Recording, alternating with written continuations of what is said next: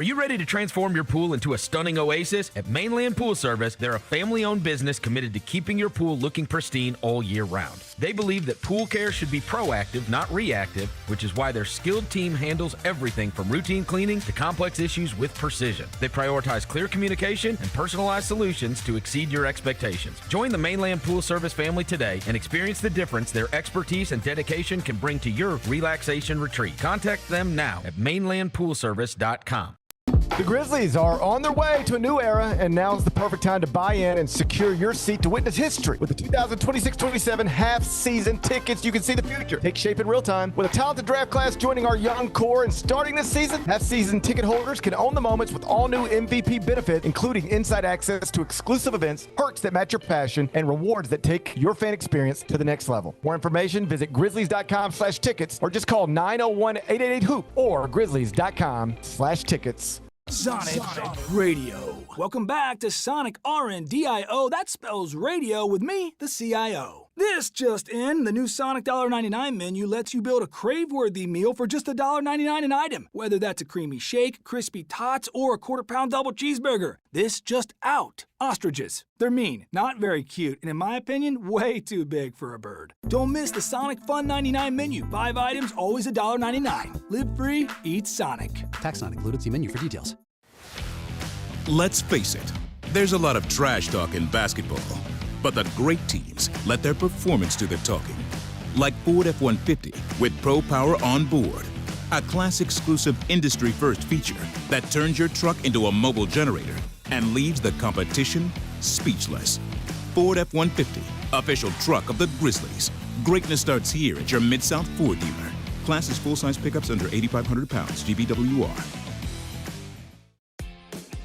New Amsterdam Vodka is an official partner of the Memphis Grizzlies. It's the only exceptionally smooth vodka that is 5 times distilled, 3 times filtered, and rated 93 points. New Amsterdam believes wins big and small become legendary when you celebrate them with your crew. So here's to the blue, white, and gold, the Memphis grit and grind, and reliving winning moments big and small with Tennessee's favorite basketball team.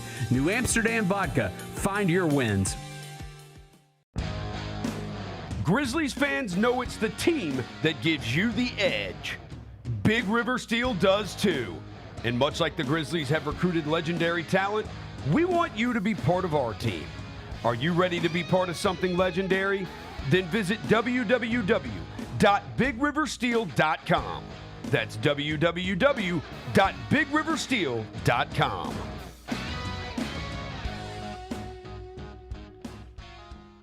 Junior Grizzlies summer camps presented by Ortho South are the key to a slam dunk summer with over a dozen 4-day camps perfect for hoopers ages 6 to 14 looking to build fundamental skills and make unforgettable memories. With camps across the Mid-South in Tennessee, Mississippi, and Arkansas, you won't have to go far for the ultimate hoops experience this summer. Registration comes with a Junior Grizzlies jersey, lunchbox, and a basketball to take home. Don't wait, space is limited. Visit grizzlies.com/juniorgrizzlies today to secure a spot for a fun-filled summer. That's grizzlies.com/juniorgrizzlies. When the arena lights dim for a concert or when the crowd becomes one at a big game, you can almost feel like you're the biggest fan. But who's your biggest fan?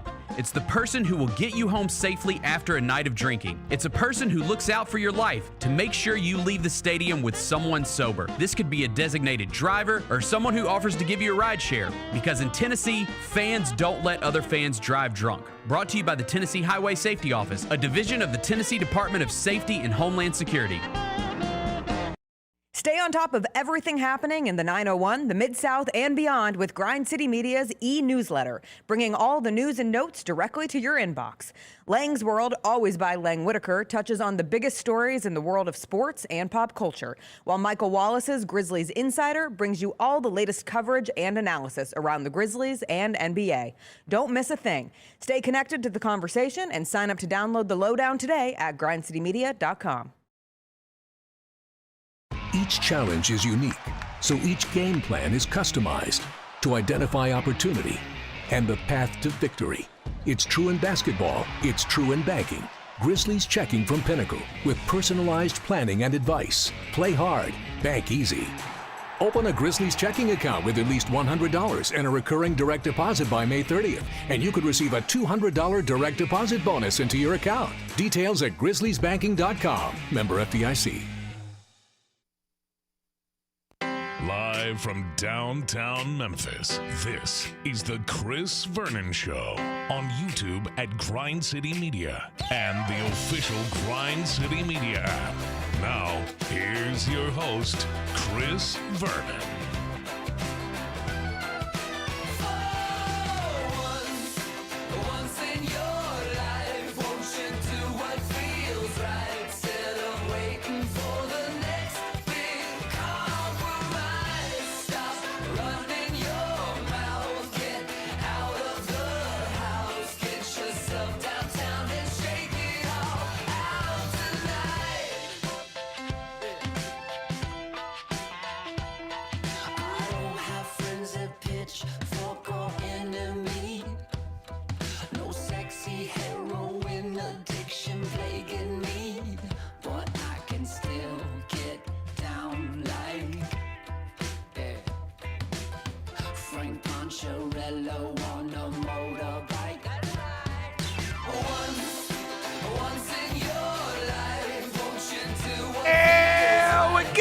To noon on GrindCityMedia.com. It's Chris Vernon Show. Welcome. So Wednesday, June 24th, 2026 edition of the show. Today on the show, the NBA draft took place last night. The Grizzlies came away with 2 players. We were all at the draft party at FedEx Forum. We will get to the sights and scenes from last evening, talk about the draft picks and what happened in the rest of the first round of the NBA draft, with the second round ready to tip off tonight. Get to all that and much more. It's a Wednesday. It's nice out. Smile. Let's do it. Turn it up.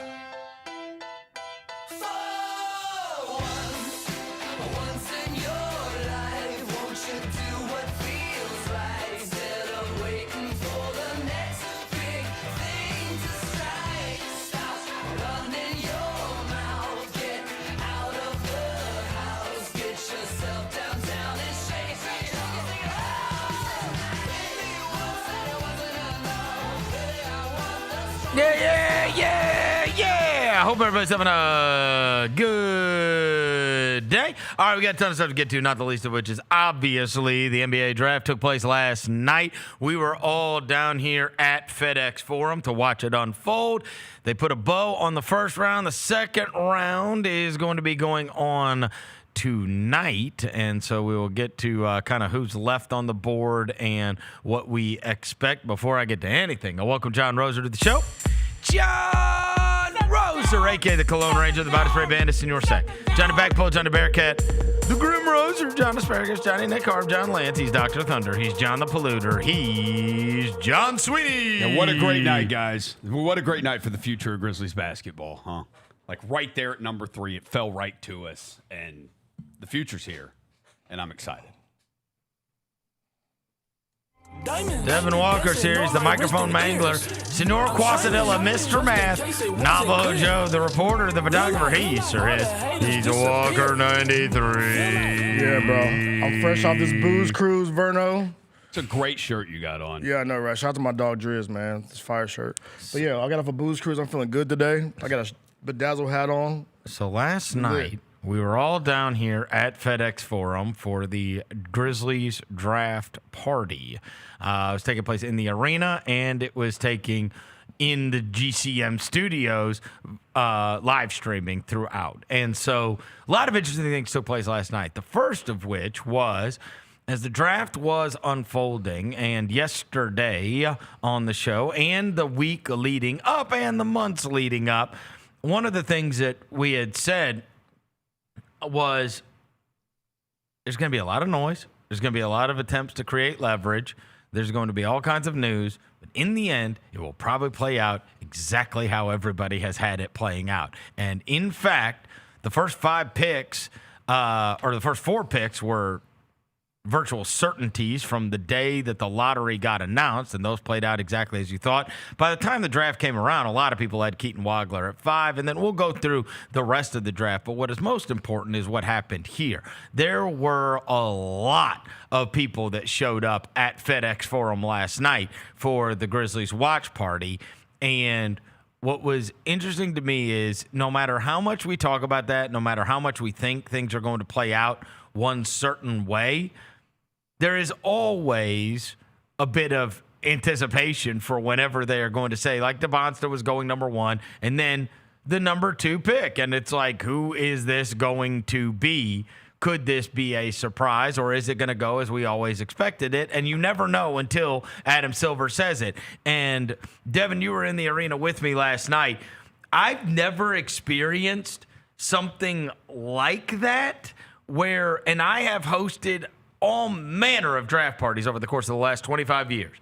But when they said with the second pick, the Utah Jazz select Darren Peterson, there was a roar. I might have the video. I think I have it as well. I don't know where my phone is, but there was like a roar within the crowd that took place last night, and I was like, oh, wow. Yeah. Because I do have it, actually. Here we go. Yeah, bro, that's like a game winner just went off. It sounds like it sounds like he could be in Utah. Yeah, for right. real. And look, we have been there, as I've said. Like, look, when they said with the second overall pick, the Grizzlies have taken Hasheem Thabit. Me and Rosa were hosting a draft party at Jason's Deli, and there's hundreds of people there. Boo! I mean, we're mad. Man, we didn't want that guy.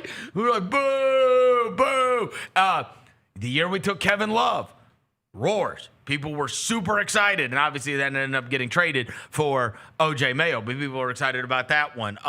The year that Odin, Durant, and then Horford came off the board. When the Horford one was selected, we were like, oh. Yeah. Because that was going to mean a guy who's probably going to end up having a statue here one day, Mike Conley, would be selected number 4. So, again, you never know the way the draft is going to play out and who ends up becoming great players for your franchise. But I'd never experienced where people were excited that the second pick, I wondered what would happen when that one was announced, and people had really had their hearts set on Boozer by the time we got to people last showed up night. with Boozer jerseys on. One dude crossed out a Jalen Brunson jersey and put Boozer's name on the back. He did do that. I saw that. Really? Yeah, I was like, all right. That's bizarre.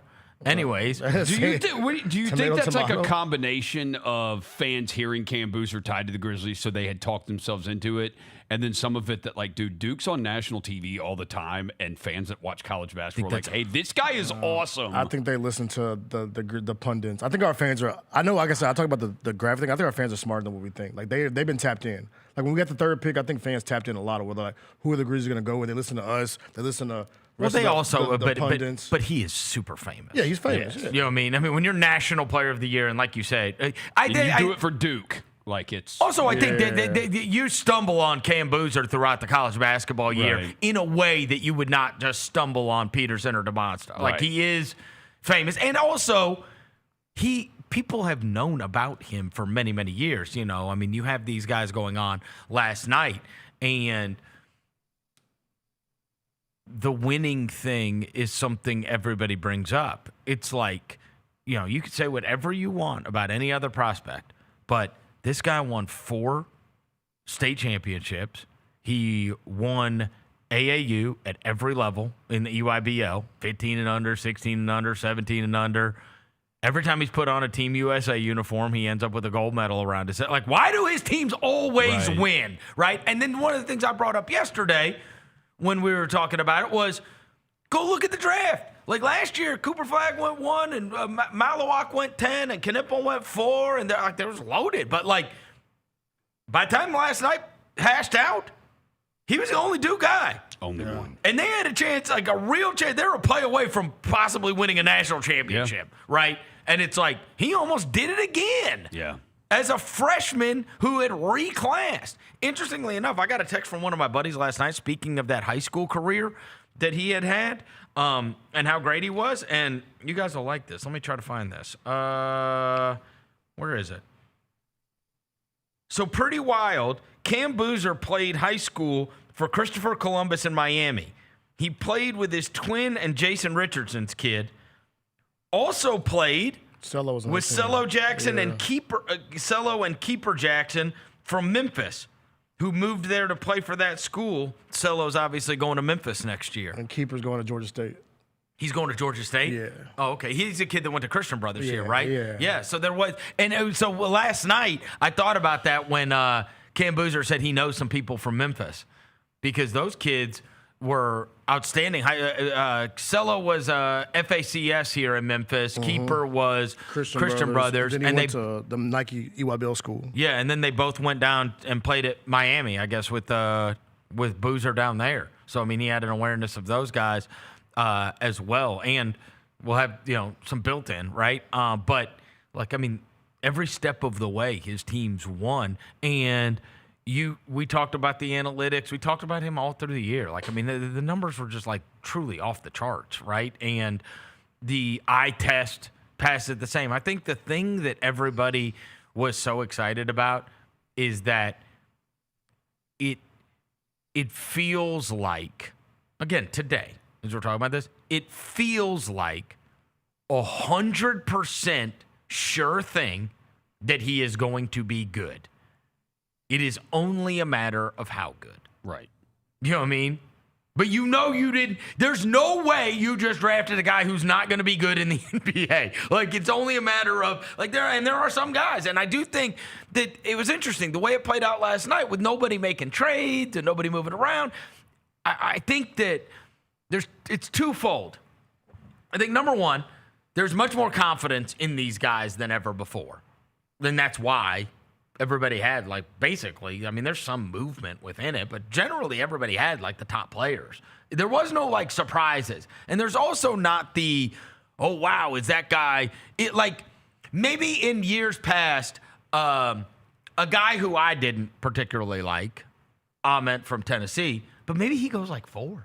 You know what I'm saying? He's more even when we drafted Jaron, it's he's going to be good, but it's going to take some time, right? Mm-hmm. You know what I'm saying? Even when you take some of those guys, whereas these guys all feel bro, there ain't no way they right. You know what I mean? And I think that's twofold. I think A, the evaluation process is better than it used to be.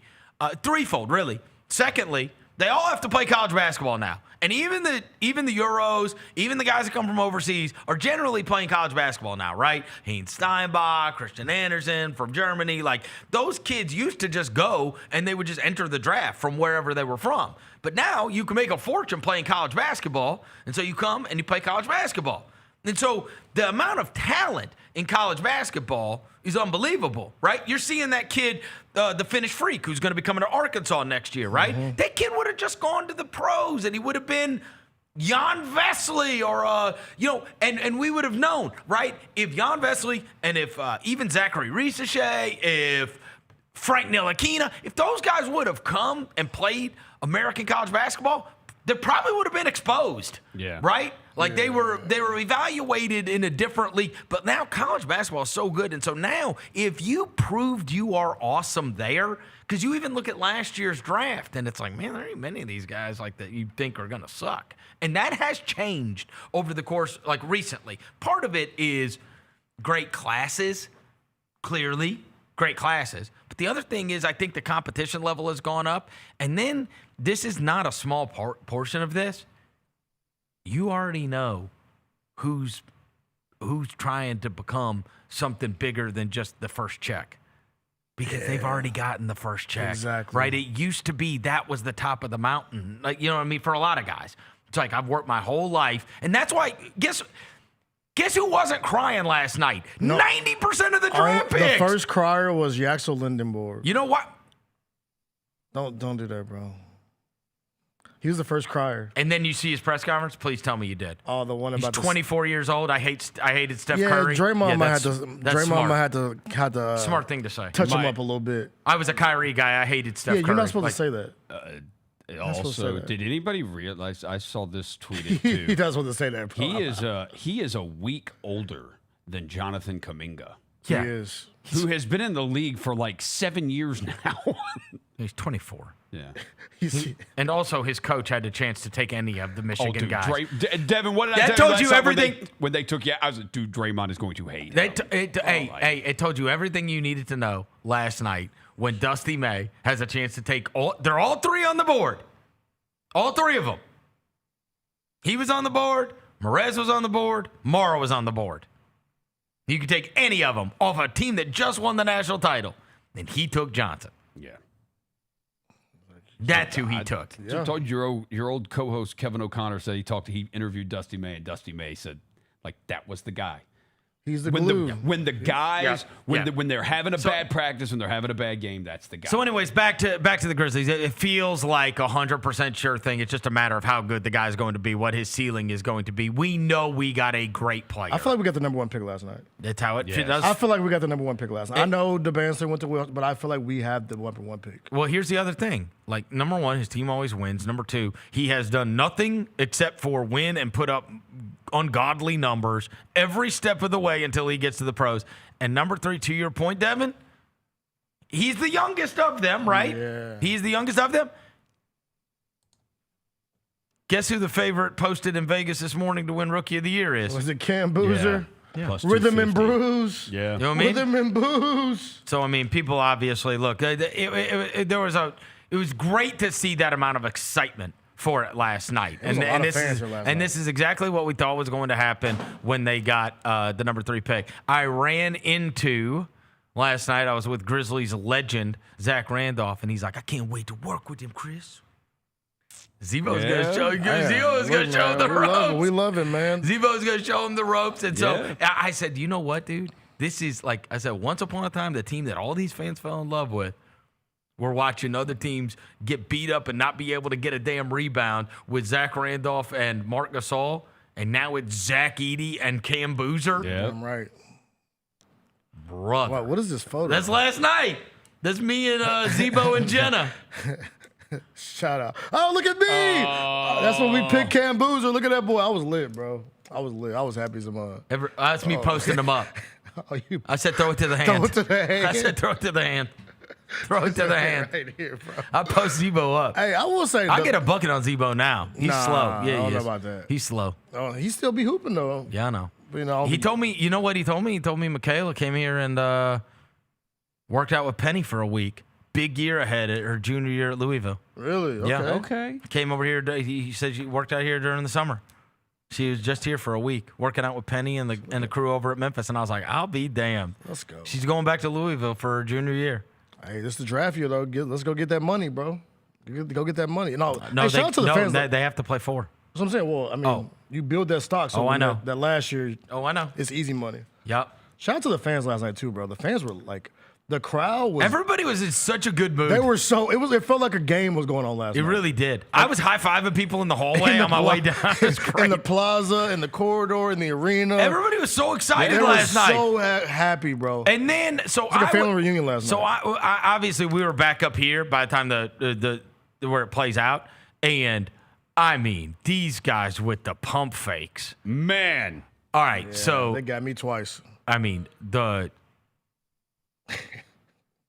So first they take what we think is Bennett Sturts, and Devin's about to jump out the window. Then we actually had to pull him away from the window. Then they said they traded down, and we're like, oh, okay. And I'm like, you realize the best team just took him, right? That's not a great sign. But anyway, they've been pretty good at this. Yeah. You know what I mean? They just, like, AJ Mitchell looks like friggin' all-NBA guy when he gets to playing. He's not even a starter for them. Like, they're pretty good at the evaluation thing generally. So I don't know if we should be too excited. But anyway, then they trade down, and then they take Ibuka. And Devin wants Ibuka. Oh, he's so excited about Ibuka from Stanford. And they say, no, he's gone too. And it's like, okay, what is going on here? 5 second-round picks. Next thing we know, we get down to 21. They take Karim Lopez. And this is one of these where it's like, oh, my gosh. one of the things that I've always told you is like, I'm not gonna fake with you.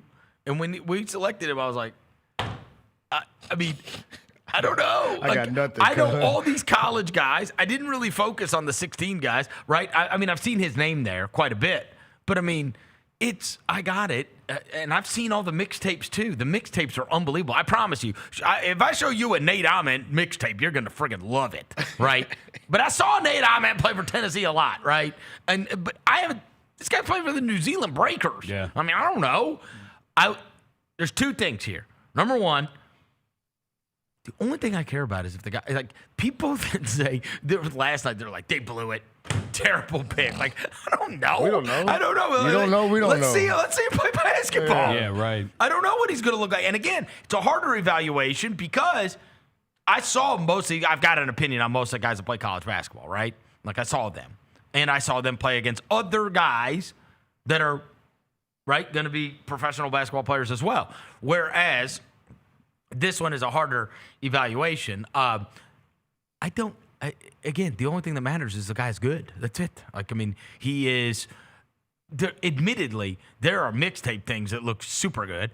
The other thing is you do have to give them the benefit of the doubt of taking non-top 10 wing players when they have gone and they found Jalen Wells and they have found G.G. Jackson and they have found, like, they've been pretty good. Vince Williams, I mean, they've been pretty good at this, right? Yeah. Now, some of them, right, the Jake LaRavias, David Roddy's, and Zaire Williams, that didn't hit either. So, again, none of it matters to me. At the time, I can't properly evaluate whether or not that was a good pick until I get to watch it. Like, talk to me in 2 weeks.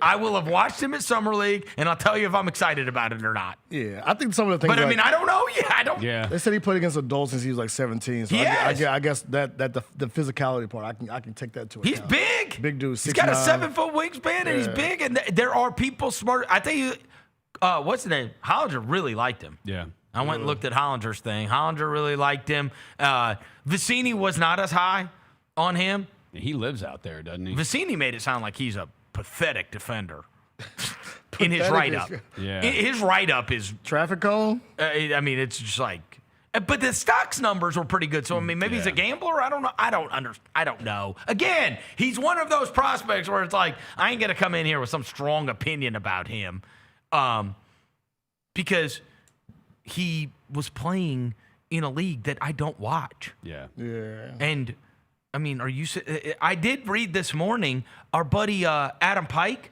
who does an unbelievable job breaking down Grizzlies film on X, he said that his coach over there was Finnish teammates with Isola. Isola, yeah, I saw it. Yeah. I was like, I'll be damned. Really?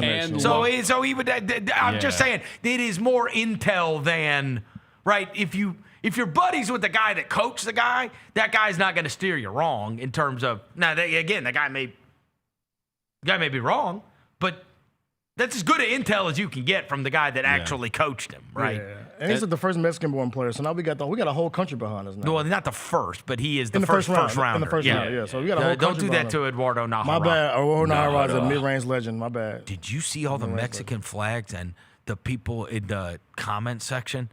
Oh, we got that. We got it. We lit, baby. We got a whole country behind us now. You thought it was fun when we took like a Duke or a Kansas or a Kentucky guy? Oh, we lit, baby. Buddy. Whole country, baby. Whole country. These Mexican fans. Viva la Mexico. They are in here. Los Grizzlies, bro. Bring them back. I'll tell you this. I liked his interviews last night, and you could tell he was one of the ones that got super emotional because he didn't get a $3 million to play at St. John's. Yeah, he was really for sure crying. Like I love to see that emotion. Well, and that's the other thing when I was talking about the evaluation of players. The other thing is this. Like, you now, like, if you're not good enough, a lot of guys that weren't good enough kept their name in for years, for the last 20 years. You keep your name in the draft. Yeah. Now, you don't keep. I'm saying things have changed so rapidly over the course of the last 3 years that now you don't even keep your name in. You go back and you collect your $4 million and you work on things. You know, I had a guy text me last night who's who works with players, and he said Phylon should have just gone back to school and played for $5 million if he's not going to go in the top 20. Right. And I was like, but that is the decision guys are making, right? It's like if you're not, you can actually go make you can make more playing college basketball. You know that there's a bunch of those kids. The kid from Florida did it. The kid from UConn did it. It's like if you're not going to go high in the draft, you actually could make more money for playing a year of college basketball. And so I also think that weeds out a whole bunch of guys, right? They're going back and they're like, you're getting a better version of them. A year later, they're just going back and working on their game and making a bunch of money. Mm-hmm. And then they get to get evaluated again after they come back for a year. And so I think it has made like the evaluation process much easier. Much easier. I also think, when I talked to you guys yesterday about like find the bust, and I'm not telling you that all these guys are going to end up being good, right? Because they're not. They're not all going to end up being good. But it's much harder now because you know why I think it's much harder now? Because I think a lot less are going to be. That's what I'd guess. I think a lot less of these guys are going to end up not being good because you've already gotten the money. You've already gone to college. You've already proven. Like, this isn't like guys that averaged 6 points a game that are coming into the pros or 8 points a game. Like, these are like Mikael Brown scored freaking 40 points in an ACC game, and Keaton Wagler scored 40-plus on the road at Purdue, and, like, Kingston Fleming's had a 40-point game. Like, 40! We've been watching college basketball my whole life. Like, that doesn't happen. Yeah. Guys don't score 40. Like, much less freshmen, and it's like, I'm not telling you they're all going to turn out to be good. What I am telling you is, like, there's nothing yet, whereas there's a bunch of reaches. Like, even you go back to, like I said, even Jaron. Jaron was like, he wasn't starting and playing 35 minutes for Michigan State. There was a projection that goes along with him, right? Yeah. Whereas there's a lot less projecting. These guys all kind of proved they were good. Now, again, some of them might translate, some of them might not. You never know how they're going to handle NBA lifestyle. You also, maybe their coach doesn't like them, or maybe they... maybe it doesn't fit. Maybe they were the bad organization. Like, there's a bunch of things that can go wrong. But I do think that, you're going to find that a lot of these guys, like, they're gonna hash out and they're going to end up being good NBA players. Yeah. Because there ain't much projection to it in the way that there used to be. And the other thing, because of the money, because of the level of competition now. And then I think that played into last night with the inordinate amount of no movement. That was crazy. Yeah, but no movement to the Grizzlies. Like, Grizzlies made the first move. I'm just saying, like, nobody really moved off of those picks in a way. Like, again, there were swaps and there were, guys moving up and down, but it really happened kind of post 15. After Swain got taken, 15 is where it kind of, you saw some. I'm not saying that it didn't change hands, but there wasn't like the real action where teams were like trading up to get into the top 10 and all that stuff. And I do wonder if everybody in this way just kind of stuck to their guns for two reasons. And I also think it's making deals a little bit harder with the draft stuff. This just I have not talked to anybody, but it just strikes me as the uncertainty of like next year. And you used to just be able to trade a pick and you would like bet against somebody. Be like, oh my God, like I want, like if you were trading for a Sacramento or Brooklyn pick, you were like, oh my God, that's friggin' gold. Yeah. But it might not be gold next year. Yeah. And the other thing is, if you're trading for like a 2030, 2032 pick, we don't even know what the structure is. Right. For how those pick, because this is like a 2-year deal. Yeah, they can revisit it. So you don't really like that is a major part of deals is moving these picks. Also, we don't even know how the second round is going to be structured coming up. We got 5 of them things. I'm saying you don't know. Yeah. Like obviously that's not like there's not. Those are usually used as assets rather than, and that's why. Oh my God. I mean, the nerds were pulling off their pants last night over the Grizzlies moves. Oh. Yeah. Because, there's nothing more than they love than process. Picks and process, baby. Picks and process. There are a lot of guys that cover basketball that love process. I have always been one that is much more likely to celebrate the results of the process, but there are some that just love the process. They love the minutia of it. Yeah. And there's no question, if they did want Lopez and they also got 5 second-round picks, that's pretty unbelievable. Yeah. Like, if you're willing to accept, like, that's who they wanted, because they could have taken anybody. Right. Now, again, that's fine as long as Karim Lopez, we don't look back and go, oh, my God, friggin' Quaintance was taking a pick before, and this guy and Abuka was taking. You could have had any of these guys. They say he's not playing this year, by the way, too. Quaintance, he's taking a redshirt year. So this is I actually he's having another surgery on. I talked about this on the mismatch. So if you go back and watch the film from Mike Miller's facility, I saw a Spurs fan post this morning. You might have taken it. No, I brought it up already about him not landing. No, he never lands on that leg. I brought it up when we talked about it. But it's crazy when he's like doing the dunking drills. He very intentionally only lands on one leg. Yeah. So, and I was telling, because I loved them taking Quaintance and Tariq Reed, two just dogs, right? They were both on my dog list. And they can afford to have a red shirt. I mean, you got Victor Wembanyama. Yeah. I was like, look, here's all I'm going to say. He was 20. Spurs took him. At that point, it's worth the gamble and it's worth the whatever. But there is no way in hell, and you know this as well as I do, there is no way in hell that kid is going 20 or below unless he was med flagged to death by everybody. Yep. And it took literally 12 hours to find out he was med flagged to death. He's already getting a procedure. Yeah.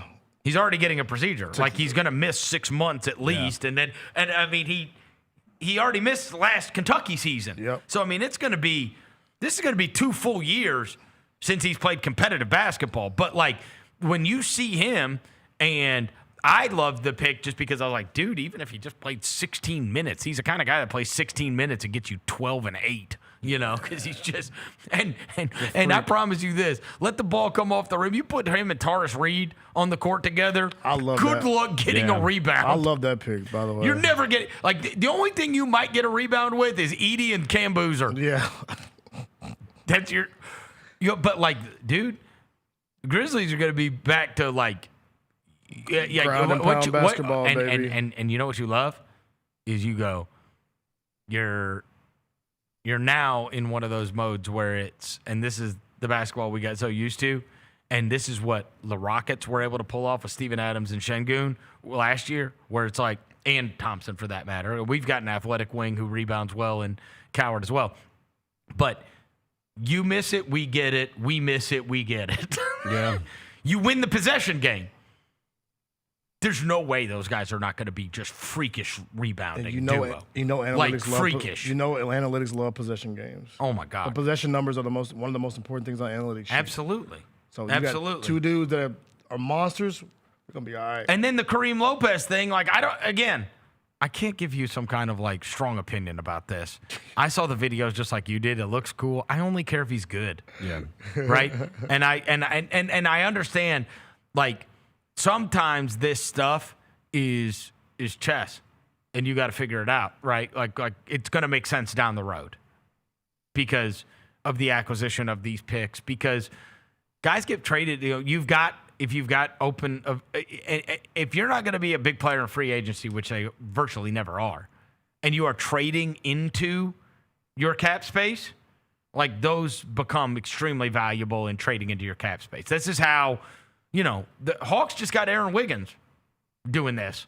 Julius Randle just got traded for this.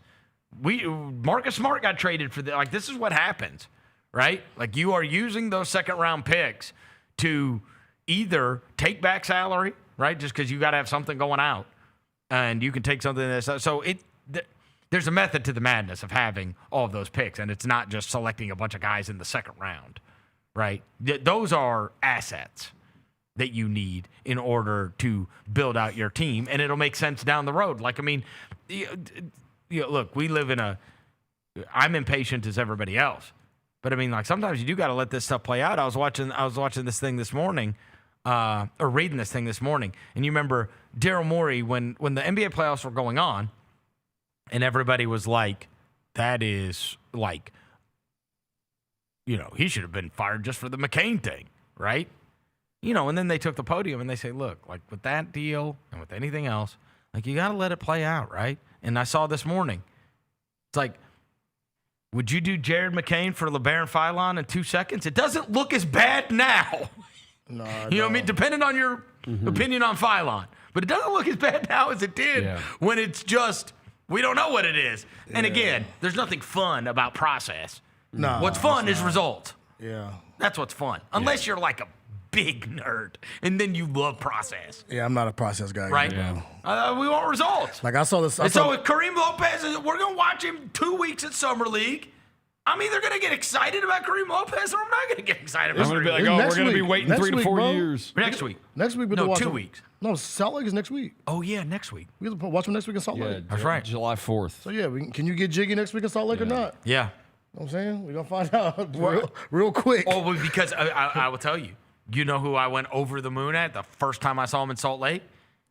Jaren Jackson Jr. Yes. He hit the damn half-court shot. When he did the little shimmy. Dude, he hit like 7 or 8 threes in that game. I was like, first half. Bro, I was like, what did we just draft? Exactly. This guy is amazing. Jaren was amazing his first. Hey, another one too. So we need a couple of them to pop off. Another one too. Rest in peace. Brandon Clark. No question. Yep. Second. Jumped off the second. So, yeah, bro. So there was I will say this on the Karim Lopez front. What's his name? There was a Grizzlies fan who was big on this. Coach Vaughn. You know him? I know Coach Vaughn, yeah. Coach Vaughn. Shout out Coach Vaughn, man. He posted a big thing on Karim Lopez that I thought was really good. He said Karim Lopez is the first Mexican-born player ever selected the first round of the NBA draft. Just turned 19 in April. Boy, he's a young one, huh? Yeah. 6'9", 220, 6'11 wingspan. Father played for the Mexican national team. Got discovered by Euro scouts at 13. Turned pro at 14. Had interest in a bunch of NCAA teams. Joined the NBL Next Stars program. Averaged 9.6 points, 4.7 rebounds as a 17-year-old. 12.6 rebounds, 2 assists, 2 stocks on 50%, 33% from 3, 72% from the line. Youngest player in NBL to record a double-double. Erupted for 32 points on 13 shots over Melbourne. Closed out the game on a personal 14-2 run in the last 5 minutes. 2023 FIBA under 16. Karim Lopez led the tournament field with 20 points, 12 rebounds, 23 points and 6 rebounds and 3 blocks versus Team USA. Scored 13 points versus the Jazz when he was 17. Not your typical international prospect, he says. And I was like, okay, gas me up. Yeah, no, right? Chevron, baby, let's go. We need to go back and find that. What was it? 2023 under, what was it? What did I just say? It was, 2023 under 16 AmeriCup. Versus Jazz. No. The 2023 U16 AmeriCup. That's where he had 23 and 6 and 3 against Team USA. That's what it says. I wonder who was on the 2023 under 16 team. There's a full highlight package of it. I wonder who he was playing. U16? Yeah, 2023 FIBA U16 AmeriCup. I got you. I got the It roster. said he had 23 and 6. Oh, Cam Boozer. Really? Yeah. Wow. Yeah. Some guys on this team. No, it's some dudes, boy.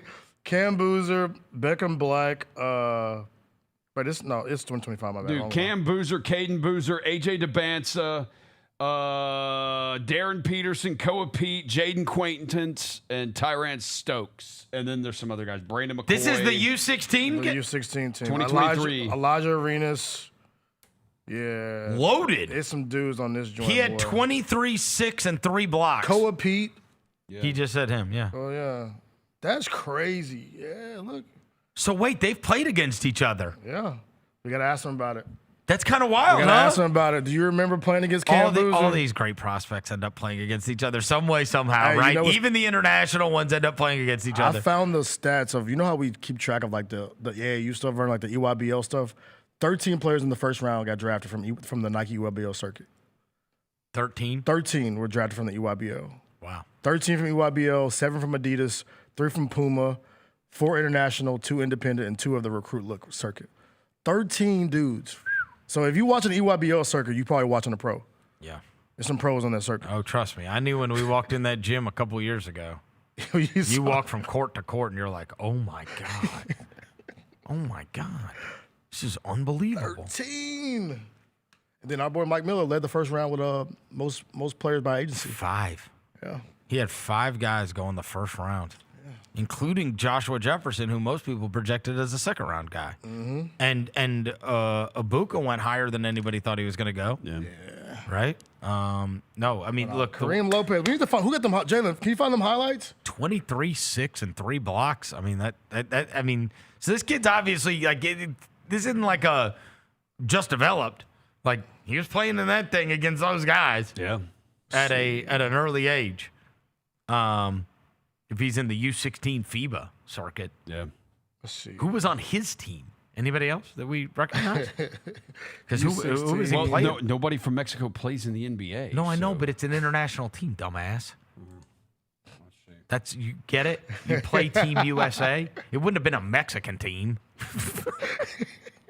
I don't think so. Maybe. I don't know. Wait, because he was playing in Spain, right? Versus U16. Yeah. It's a FIBA AmeriCup. Let me see. You found the roster I found the highlights from the entire tournament. No, it looks like it's national teams. So he was playing for Mexico? Yeah, I mean, I'm looking. There's a Mexican team? So FIBA U16 well, that's the Americas. Yeah, dude. There's not a Mexican team that's playing against friggin' the Boozer twins, Darren Peterson. They get beat by 90, bro. Oh, well, you know what would be funny is if they happened. you know what would be funny is if they had 23 points and he scored all of them. And the final score was 164 to 23. Come on, bro. Come on, bro. But he had 6 blocks. They said he was with G League Ignite. Is that true? Who, Karim Lopez was? Is that true, Roger? He was with Mexico in the Under-16 America Cup. Really? They have a Mexican team? That's what I said. I mean, it stands to reason they don't have any pros. He's literally the first rounder ever. Hold on. Why does it say this video's not available? There we go. Thank you, Jaylon. It doesn't seem fair. It was 18. It was 18 to 0. It was 18 to nothing. Look at the score, bro. Okay. Yeah, bro. I mean, dude, the Dream Team used to beat everybody by 70. I got you. Yeah. Look at the score, bro. But shout out Kareem for holding his own, man. Oh, so I wasn't far off. Okay, give me that. Well, I mean, he did just turn it over before that, you know. You got it back, Roser. Yeah. Swing. Step on the line. All right. They said fast forward to 102 on that video. Oh, my God. 62 to 23. This is tough. Yeah. Okay. Well, he fought. Look. Yeah. Bro, it's 108 to 40. Well, you just listed off the roster. It's so unfair. Yeah. They've got one NBA prospect, and the other team has the friggin' top 5 players in the draft. Yeah. I mean, is it okay? It's so uncool. What was the final score of the game, Jaylon? Bro, he averaged, what did it say he averaged for the tournament? This is against Canada. Okay. What? I mean, I could be a pessimist here. What? What did he average for the tournament? No. Yeah. Somebody's got to score on his team. No, I know. Well, look. Somebody's got to score. You calling him empty stats? I don't know. I don't know. But I'm saying that would be the argument. Okay, the final score was 122 to 53. He had 23 of the 53? 53, all right. He scored. Somebody scored, bro. Not quite Jalen Brunson having half of his team's what did points Boozer in have, the finals. Cam Boozer was plus 63 in the game. Okay, so that is one of those that the stat is presented, but it's not the full picture. They lost by 60. I told you Cam Boozer's team wins. Yeah, they do win. Cam Boozer's team wins. Plus 63? Jesus. Man. Bro, that's tough, bro. That's tough, bro. I mean, he's out there by himself. Gotta ask him about it. Man. He was out there by himself. He only played 20 minutes, and he put up 23 and 6. Got beat by 1,000. That's tough. You know he was in hell. Oh, yeah. He's looking around. He's like, oh, come on. Friggin' Darren Peterson, AJ DeBonsta, the Boozer twins. Tyron Stokes, the whole team. Yeah. Yeah, tomorrow. He literally is the top 3 players in the draft. Yeah. And Jaden Quaintance before the knee injury. Yes. Yes. Not fun. We got to ask him about that. That's not fun. But hey, do you remember when you would play Cambusa with Team Mexico? I don't think we should. Probably walk out the studio. All right. We got to look, the way it played out, it was interesting that all the lottery was basically exactly the lottery everybody had. As I mentioned earlier, I guess the first, was maybe Mikael Brown. I mean, people had projected that, but still, him going to the Nets, and then he looked so miserable. I mean, he looked sad. He looked so miserable. The screenshots of him, he looked so miserable. I mean, he was like, because there's some people that fancy him as a chucker too. Not exactly pass first point guard. It's like good luck getting the ball ever with Julius Randle and Michael Porter Jr. Yeah. God, they should just bring Cam Thomas back. Get that off the rim, run it back. It's just whoever's got the ball is shooting for Brooklyn next year. If you pass it, you're not getting it back. No chance of getting it back. No, they're going to have 4 assists a game. Yeah. As a team. All right. And then Sean Marks will get his 95th try in next year's draft. Everybody's obviously excited about their top 4 picks. That's tough. That's competing for the ball. That's tough. Then you have Keaton Wagler that went 5. You have Mikael Brown who went 6. Darius Acuff went 7 to Sacramento. And I am going to say Acuff is the one. He is the one, and I think we're all in agreement here on the show. Acuff is the one where it's the most plausible look back and everybody's like, bro, how did he go 7? Right. He is the most, of the likely candidates for you were wildly underdrafted because of size, because of the defensive limitation, whatever. But if he does turn out, and I heard Simmons and them talk about and Gavoni said he's Damian Lillard. But if he turns out to be that kind of level talent, number one, nobody should be surprised. As I said throughout the year, there's 2 things with him. Number one, he led the friggin' SEC, which is loaded with talent and is paying fortunes for these rosters. He led them in points and assists. Number 2, his coach, who has coached literally 75% of the awesome guards in the NBA, is telling you this is the guy. And it's and they put up his stats all year, and you're like, okay. He's coached everyone from Tyrese Maxey to Devin Booker to Derrick Rose to Shai Gilgeous-Alexander to name it. Name him. Name it. Name NBA guard. If there's one thing that dude knows, it's guards. And he's sitting there telling you, don't pass on this guy. Yeah. And it's it's like I've told you guys before. The analogy would be if I told you, this is when I told you last week, there was that guy that said, he did the bit and he said, if you were sitting down at a blackjack table and I told you there's a 90% chance you're going to win, you would take out every marker, you would empty out your bank account, the whole thing. And then he said, Xander Schauffele, top 20 at the U.S. Open. Well, guess who, by the way, ended top? He finished 11th, right? Yeah. 11th or 12th, yeah. It ended up hitting. Yes. Surprise, surprise. It happens literally every year, right? It's damn near sure thing. Yeah. Okay. I mean, what would you say on the Calipari guards? You're probably at least 75%. Yeah. But amongst that 75% is freaking all NBA and MVPs. Yeah. A lot of all-stars. High level guards, bro. All-stars. There's nobody that's just kind of good. Yeah. Unless you wanted to say, what, Quickly? Quickly's good. Yeah, he's good. No, he's good. He's good. Not an all-star, but he's not. Yeah, he's good. He's kind of. But they're usually they're pretty much either they've hit or they haven't. Yeah. Dillingham obviously is. Tyler we're waiting. Ulis.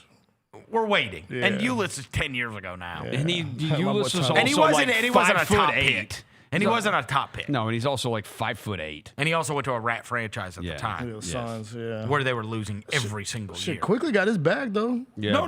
Yeah. Quickly got a fortune. I'm saying, but like he's kind of in that middle ground of like he is really good. Yeah. But he ain't Maxey and Gilgeous-Alexander and Booker and Right. And the jury's out on Reed Shepherd. Yes. Right? We don't know yet. But he's sitting there telling you like Acuff's that guy. So that's why I say he's probably the most likely of those guys to where you look up and you're like, oh my God, you remember when he went 7th? It's like, why did everybody pass on him? Like, what did he need to do? Lead the SEC in scoring and assists as a freshman? Drop 48 on Alabama or whatever the hell he 40 dropped 49. Then the 49. SEC tournament won 4 games in 4 days. Like, what are we talking about, bro? What are the 3 4 things? games in 4 days, and he carried them. Carried them. And to the Elite Eight. No, what are the 3 nobody's going to be things? shocked if he ends up awesome. Come on, bro. Detroit kid, hard nose. Man, come on, man. He's box office for me. I've never said this sentence in my life, but I'm going to be watching Kings games. I got to watch some Kings games, bro. I have to. Oh, the Light the Beam team was fun. Yeah. I wasn't watching them, though. They were fun. Oh, yeah, I wasn't tapped in on Kings games. Kingston Fleming's interviews are unbelievable. Yeah. Seems to be a great kid, but again, I mean, we're at that range where it's like this went about like everybody thought. I was surprised it was Atlanta, simply because they just paid McCollum $21 million. They also because I figured they would either take a big or trade down. Yeah. Just roster wise, because Nickeil Alexander-Walker just won most improved player. It sounds like I got it. It's gonna be a year. and then McCollum's McCollum on will be 1 gone, year, and so I it's got like it. serve both. Yeah. Yeah. Give McCollum Right, out there. and let this guy develop. Yeah. Morez, the interesting thing about that is obviously that Dusty May took that job and had a chance to select any of the Michigan guys. Yaxel even made a joke about it last night. Guess I know who Dusty May loved most. You know what I mean? Well, surprise, surprise. You're 30 years old and talk like you're 12. Yeah. And went in a press. I love how much you dislike Yaxel. I can't Because stand he walked in yesterday, bro. I can't stand And I him. said, Vernon, guess who was the first crier at the draft? And he can't- looked at the TV and said, of course. I can't stand him. I can't stand Yeah. him. I really can't. I've never liked him. Yeah. feel like I this- didn't like him since the UAB thing. Yeah. Team Danger. Dane Danger was one of my favorite Memphis Tigers ever. And he emasculated that kid. Hey, Draymond, if he can get groomed by Draymond, though, bro. Yeah, the last Michigan guy they drafted got punched in the friggin' head. Did he get punched in the head? He'll probably get punched in the head, too. Steve Kerr is going to hate him. Yeah. So Who is are they- Draymond who are they Green arguing is going to about? hate him. Huh? You see that video of them arguing?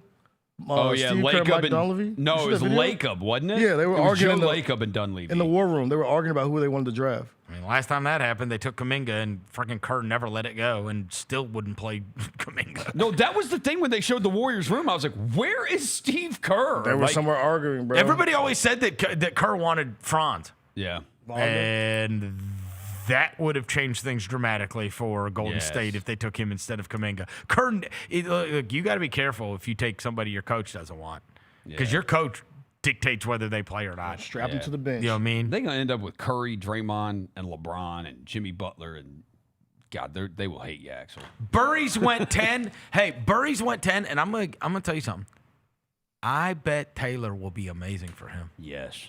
I think Taylor's going to love him. I don't think Taylor's going to be able to get the most out of Ament, because I don't think anybody's going to, because I think he's soft.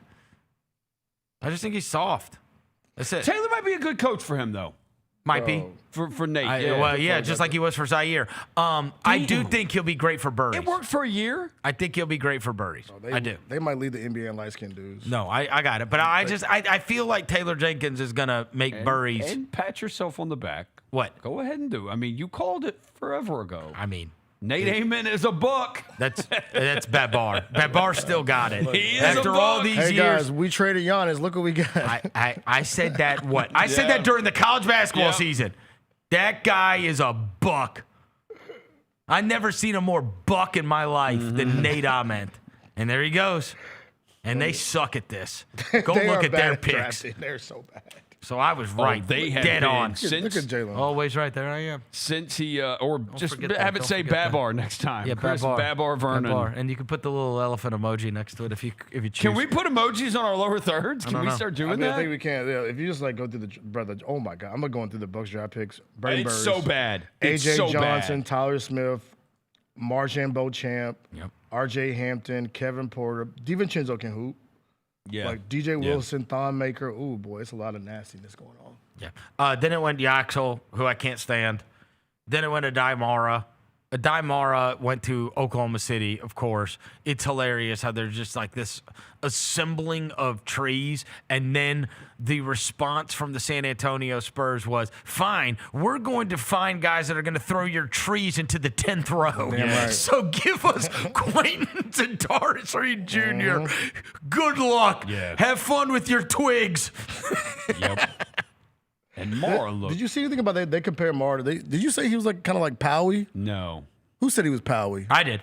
You said he was Powie? Well, just the way they talk about him, where it's like he can rebound, More but finesse. finesse. Like And he can block shots too. Like and he moves his feet. Like, I mean, again, I'm not against Mara. Yeah. I think Mara. Look, here's what I'll tell you about that. Mara's gonna have a job in the NBA for a long, long time. Yeah, as long as Giannis he will. Wemby's around. Well, yeah, but He's gonna have a job in the NBA for a long time. He is 7'3" with a crazy ass wingspan. He's gonna be able to block shots and rebound. No. My thing would be he's 7'3". He's going to get injured a bunch and probably will play 5 to 6 years. Yeah, maybe. Yeah, like that's just I mean, you're saying that we're have literally one, though. hitching We our have wagon one. to a 7'5" guy. Go ahead and say it. Say it. I say have it. said it. Say it with your I don't chest. I don't need to say it. Nate Ament 13, Haynes Steinbach 14. How about the little German connection Charlotte got going? German. Yeah, they're both the German guys. Steinbach and Anderson. Oh, he's German? Both. They both were on the German team. Oh. Okay. Together. And then you guys didn't know that? I did not know how And then they came and played collegiate basketball. Christian Anderson was on the German team? Yes. His dad. I think his dad's German. Military or? Huh? Military or? I don't know. I mean, why is there got to be a reason? Yeah, why got Dennis Schroeder's German? He doesn't look German. I didn't know if it was Sherman? I didn't know if it was like a Flo Balogun situation where like he was just he happened to just be born here because his mom couldn't fly back. In over many there. cases, to your point, in many cases, it is either military or, more likely, dad was a professional German basketball player. Right? I mean, that happens a lot. Yes. You hear that a lot from these guys where it's like, well, how come this guy plays like an American? It's like he actually like you know what I mean? Yeah, he's a former German professional basketball player. His father? He played collegiately at College of Charleston before enjoying a 10-year career overseas. There you go. It's not like this guy's not the son of a born and bred German. Yeah. He lived in Germany as a child while his father was playing overseas. So he has dual citizenship. There you go.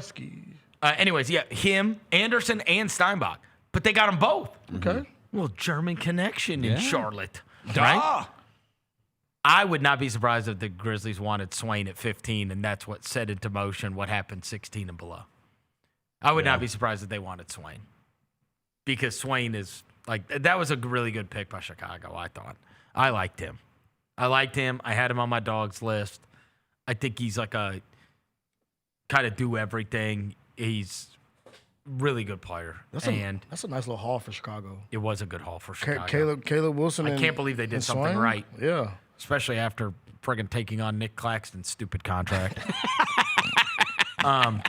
Then, of course, it went with the Grizzlies just trading down. The hat catastrophe is just ridiculous. We got to figure this out, bro. No, because now, I mean, obviously the Boozer one works, but like your Karim Lopez rookie card's going to have him in a Pistons jersey. He turned his hat around.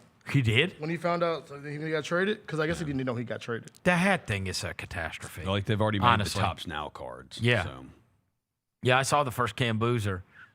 I thought it was cool, just as a card person. DeBanza signed his first card live on ESPN last night. Oh, he did? I saw that, live on ESPN. It was on he ESPN, signed it. and Took he his Tops Now card and signed my first NBA auto and showed it to the camera. Then we had Sturts, Rebecca Corey, Christian Anderson. We had that run on guards.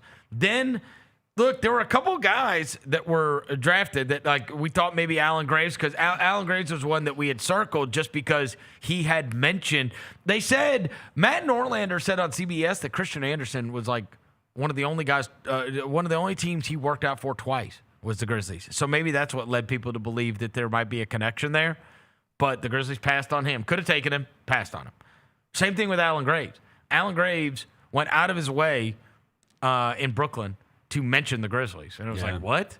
And which made us think that maybe there's like a backstop. Maybe they told him, like, hey, man, if you're still there at our pick, we're going to, you know what I mean? Because, like, why are you mentioning the Grizzlies? That's kind of odd. Unless there was some kind of him and who was the other one? It was Graves and Swain. And Swain. That's right.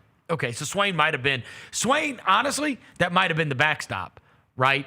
That's why he would have mentioned it. And 16, and he got taken 15. It also shows you Swain, Graves, and then they took Lopez. That dude, the guards were never a thing. Right. It was a wing. They were going wing. That's right. Yeah. And then you had Quaintance, who, as we talked about earlier, got med flagged, and we found out within 12 hours why he got med flagged.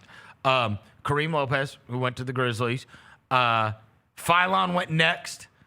Zuby went next, who I really liked and thought was going to go late first. He went, maybe a little earlier than late first, but I was a fan. Like, I mean, again, I'm one of those guys that's like, bro, like, he's not going to suck. You know, and I think about guys like, hey, could I have seen him getting minutes in the Spurs-Knicks series? Yeah. And the answer is yes. Yeah, like, I'd be comfortable putting him out there to just go give me some minutes. You know, give me some minutes and some fouls. He's 6'7", bro. He got drafted to play center, bro. Right. Like, you know how hard you got to play to do that. Right. So, Cameron Carr fell. He did. I guess they say he never passes. Yeah. But so that could hurt you. That's tough. Sergio Delaria, I have no idea. Yeah. None. Taurus Reed, who I loved. Okay, so this one is like from UConn. That was Denver's pick. UConn, yes. Dude, if you're a Nuggets fan, that's like maddening. That's right? annoying. Like, you're going to move off of Christian Brown because you want to pay Peyton Watson rather than just pay the tax. And you took the 26th pick and you could have gotten a player that could help you. But instead, you don't want to pay the money for the first-round pick and pay the bill for it. So you trade it to a competitor of yours. Who gets a good player. And you move back into the second round. And Cenac went 27. We talked about him yesterday. He was a top 10 in this class. Yeah. Like, he was ranked 9th. So if he ends up being good. The Celtics are good at what they do. The Celtics are usually good at developing players. Pretty good at talent evaluation, obviously. But most importantly, I mean, this guy, he was supposed to be better than this. Yeah. Like, in terms of where, like, if we're just drafting him off of what happened all the way up until he played in college basketball, he would have gone much higher. Yeah. Joshua Jefferson was mega accomplished vet guy that, like, he reminds me of the kind of guy that could, like, come in and be good next year in that same ilk of the Keegan Murrays and the Chris Duartes and the, I mean, they're older, right? Yaxel could do the same thing. Yaxel could, you know what I mean? The ankle injury kind of stopped him a little bit in the tournament. He turned his ankle in the tournament. Right. Yeah, so I think they would have made a run if he would stay healthy. He reminds me kind of like a Kyle Anderson, like a beefier Kyle Anderson type. Yep. Caravan went 29, who was, again, I like UConn guys, and he's the one that made the pass for the game winner. And I kind of know what I'm getting. He just, like, I have no delusions that he's going to become some kind of big all-star, but he could end up being a good role player for me. And then Koa Pete. I mean, that guy was also a top 15 high school player who I didn't love. Draft process did not do him any favors. Jumper broke as a homeless person. And he's probably, in retrospect, and you know, the crazy thing is, here's the crazy thing about Koa Pete. Bro, he's represented by Rich Paul. Mm-hmm.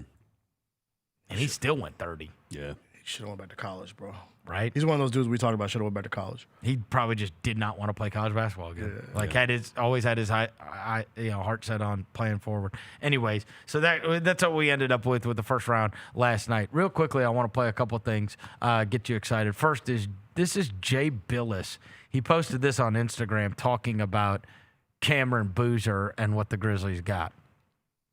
Cameron Boozer is the best pure basketball player in this draft, and a really high IQ winner that was the most productive player in college basketball and the most consistent at a high level. And one of the things that really stands out about Boozer is his ability to process the game in real time. When he sees a double team, he sees the right play.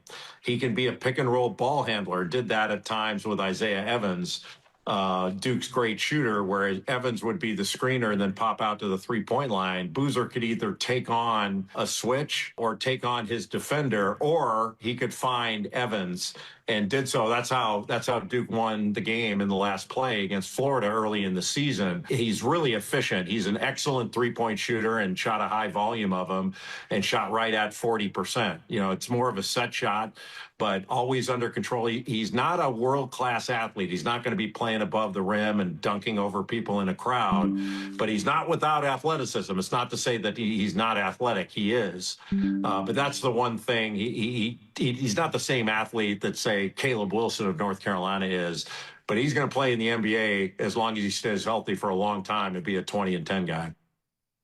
I'm with it. I take it. Hey, and the athlete thing, I think he's a functional athlete. That's what you could call him. Yeah. You know what I'm saying? I use my athleticism when it comes time, and I don't always need to use it. I mean, this is just one of those things that we talked about it with Brunson a lot, because obviously he was a topic of conversation with them on their way. And when he said, what did people miss in evaluating you? And he said everything. It's like, okay, A, he wins, and B, and I'm going to talk about some of these guys in the second round, whatever. Like, there's always part of me that goes, then why is he awesome? Yeah. When I hear Knox, and it's like, yeah, but he doesn't do, then how? How is he that awesome if he's a bad athlete? Yeah. The answer is he's not. Like, he's not. He's okay. Yes. It's good enough. Yeah. Yes. It's good enough to be amazing. Enough. Hey, you know what it's good enough to be? The best player. In college basketball at the age of 18 years old. Yep. Yeah. Here was Cam Boozer last night talking about coming to Memphis. I think I can bring them back to where they once were. Memphis was, when they had the little spurt when they were making runs in the playoffs, they were a very lively fan base, very lively just team. And I think, a couple years, maybe even this year, we're going to surprise some people, and it's going to be a lot of fun for sure. All right, get us back then. Let's go. Get us back then. Come on, bro. All right, we'll take a quick break. GNG. We'll talk about the second round after this. Chris Vernon Show. In the Tennessee Army National Guard, you can start a career in exciting fields, including science, communications, engineering, and medicine, all while earning money for your education. This training will boost your eligibility for a high-paying and rewarding profession, and you can get it all while serving part-time in your community. The Tennessee Army National Guard can pay for up to 100% of your college tuition. To learn more, visit nationalguard.com.t-n. Junior Grizzlies summer camps presented by Ortho South are the key to a slam dunk summer with over a dozen 4-day camps perfect for hoopers ages 6 to 14 looking to build fundamental skills and make unforgettable memories. With camps across the Mid-South in Tennessee, Mississippi, and Arkansas, you won't have to go far for the ultimate hoops experience this summer. Registration comes with a Junior Grizzlies jersey, lunchbox, and a basketball to take home. Don't wait, space is limited. Visit Grizzlies.com/Junior Grizzlies today to secure a spot for a fun-filled summer. That's Grizzlies.com/Junior Grizzlies. Get ready, Grizzlies fans. It is time for the Surfside Can Shuffle. Can you keep up with the cans and find Mac the Crab?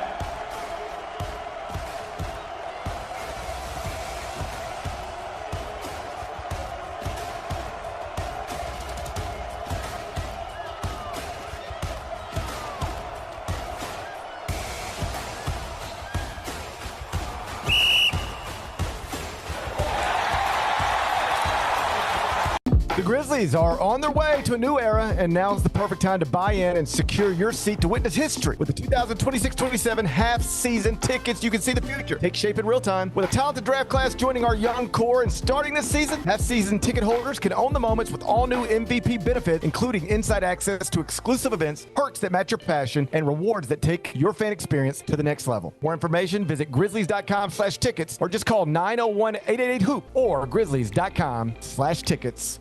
The Grizzlies are proud to team up with Prime Global Group, a company on a mission to redefine real estate investment. By leveraging deep experience, strategic insight, and robust resources, Prime Global Group is shaping a smarter, socially responsible future. Whether you're an investor or simply curious, now's the time to explore innovative strategies that align with your values. Join the movement and discover how you can be a part of this exciting evolution. Visit primeglobalgroup.net to learn more and connect with the team today. That's primeglobalgroup.net.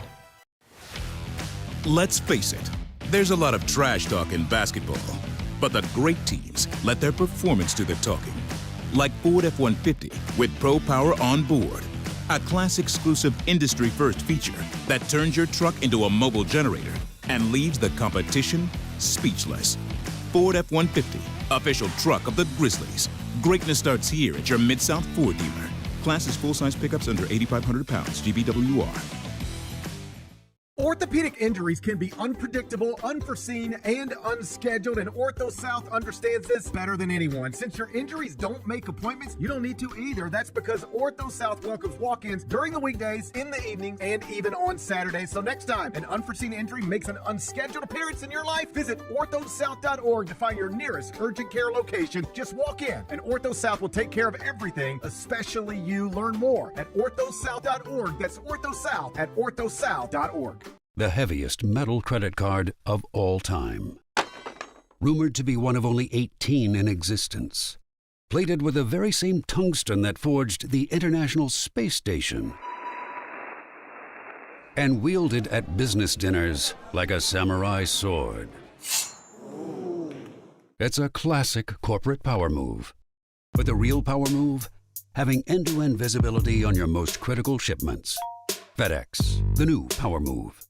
Kroger shoppers and Grizz fans. Want exclusive last-minute discounted ticket deals texted straight to you? Sign up with the new Kroger Buzzer Beater deal. Fans can sign up by texting Grizz to 636-479 or visit your local Kroger store in the Delta Division and scan the QR code. By signing up, you agree to receive recurring automated promotional and personalized marketing text messages from the Memphis Grizzlies. Consent is not a condition of any purchase. Message frequency varies. Message and data rates may apply. This Photoshop job of the College Football 27 cover for this year is atrocious. Like, who made this? It's so bad. This is the deluxe edition. So you have to pay extra to get Kurt Signetti on. Oh, I'm sorry. You're paying extra to get Kurt Signetti? Tune in to the Jessica Benson Show with CJ Hurt live every weekday at 8 a.m. on YouTube at Grind City Media and the official Grind City Media app. Welcome back to the Chris Vernon Show on YouTube at Grind City Media and the official Grind City Media app. Now, back to your host, Chris Vernon. Just be cool. Throwing dead presidents. Look alive. Party is the evidence. It's a vibe. Celebrating excellence. We survive. Two-seater snapping, girl. I'm happy it's just you and I. Throwing dead presidents. Look alive. Party is the evidence.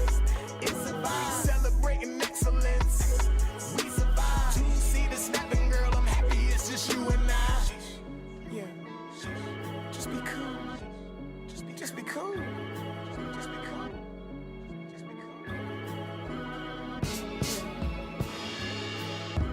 Time to make believers for you.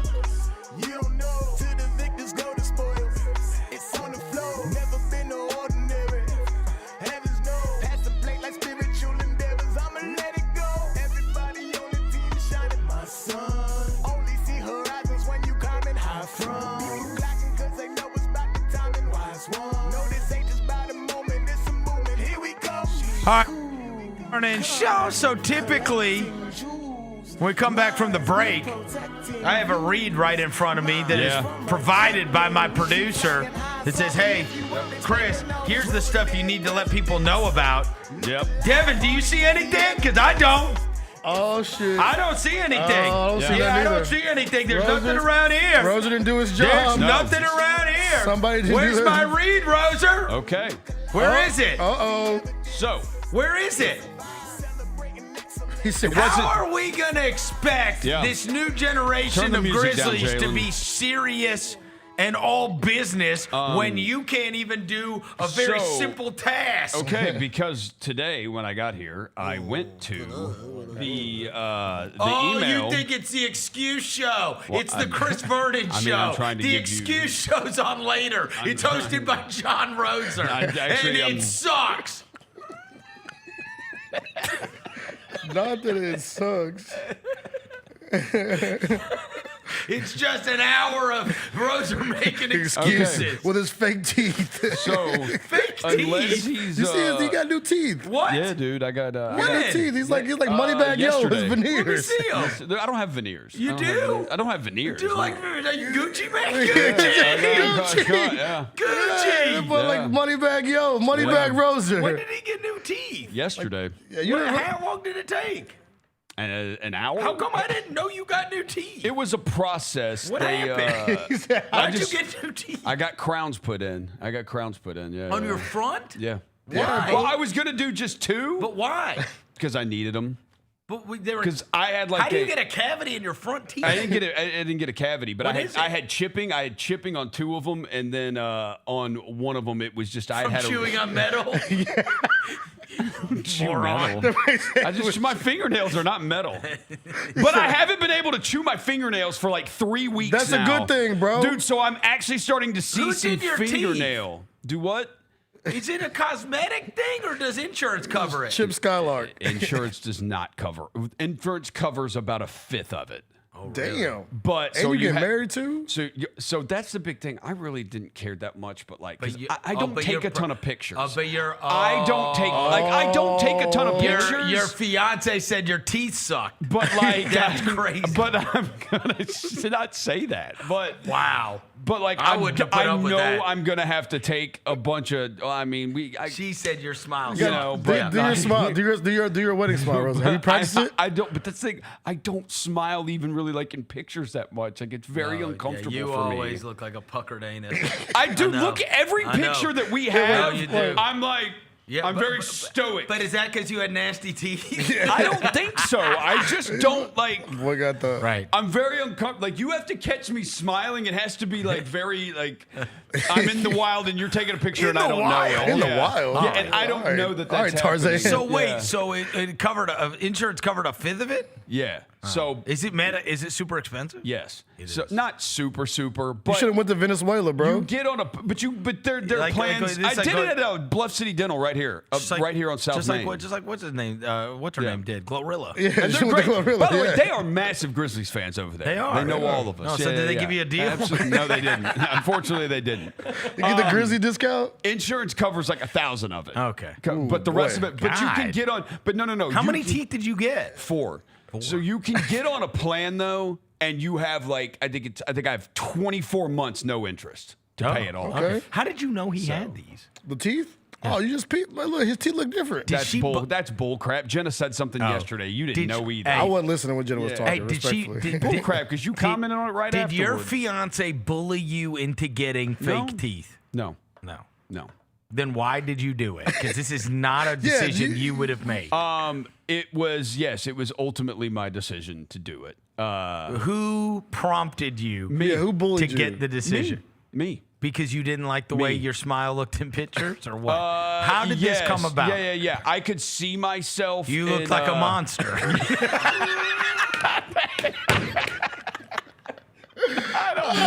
With your jagged teeth. With your jagged fingernail teeth. But I will say, video camera picture qualities have gotten better and better over the years. That's why You don't like and your. I was getting self-conscious about it. your I'm your on camera engagement a lot, pictures. and then we're Yes. gonna have to take pictures. And she's like, and now the next thing, now it's hands, because we're gonna be taking pictures of us holding hands with so her you're gonna ring have to just on wear it. gloves. Yeah, I really am. You Because are. I know I straight up told her, she goes, you have to stop biting your nose. I go, well, that's not happening. It's